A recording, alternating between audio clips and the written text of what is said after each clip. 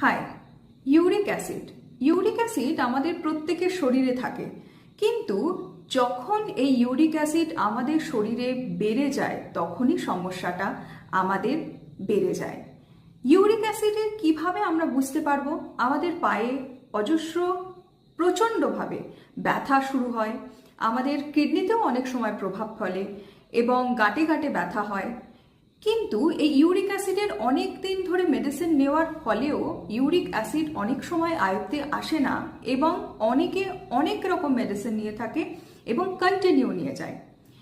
এই যে uric acid যখন এইটা আমাদের শরীরে পরিমাণ বেড়ে যায়, তখন থেকে যদি আমরা খাওয়া দাওয়া অর্থাৎ নিউট্রিশন এবং ডায়েট মেনটেন করি, আমরা কিন্তু এই ইউরিক অ্যাসিডকে অনেকটাই আয়ত্তে আনতে পারবো এবং প্রমাণিত হয়েছে ইউরিক অ্যাসিড অনেকটাই সুস্থভাবে স্বাভাবিকভাবে জীবনযাপন করতে পারবো এই ইউরিক অ্যাসিডকে অনেকটা আয়ত্তে এনে।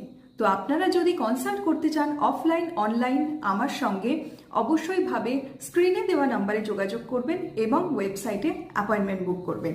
ধন্যবাদ।